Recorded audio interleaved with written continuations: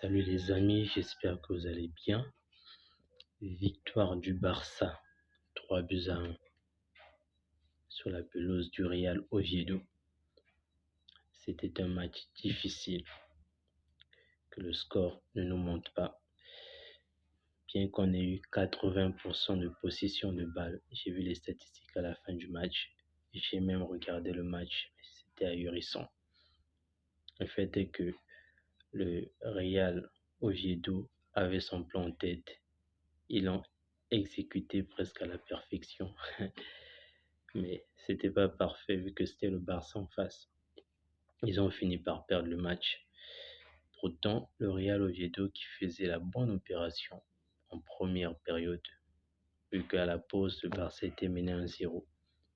Hansi Flick a dû faire des changements pour inverser la tendance,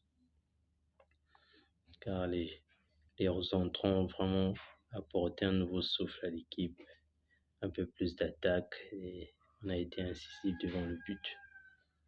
Le premier but a été inscrit par Eric Garcia, qui avait été titularisé, qui avait débuté le match. Côté Barça, bien sûr, c'est lui qui a égalisé. Et ensuite, c'est Lewandowski qui a mis le but du 2-1, synonyme de victoire, sur une très belle passe de Frenkie de Jong. Et le troisième but sur une tête de Ronald Araujo, avec la passe décisive de Marcus Rashford. Franchement, il fallait que les gars puissent se manier, parce que le Real avait gagné en début de semaine. Et nous aussi, on se devait de gagner. Chose faite, le Barça qui revient à 2 points du Real Madrid. C'est de bon augure, surtout que ce week-end-là, le Real Madrid va affronter l'Atlético de Madrid au Wanda Metropolitano, donc à l'extérieur.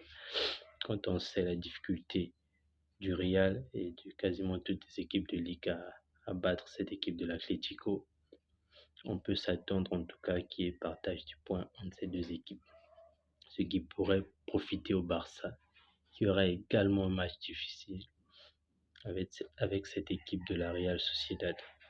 Donc ce week-end-là, tout peut se passer.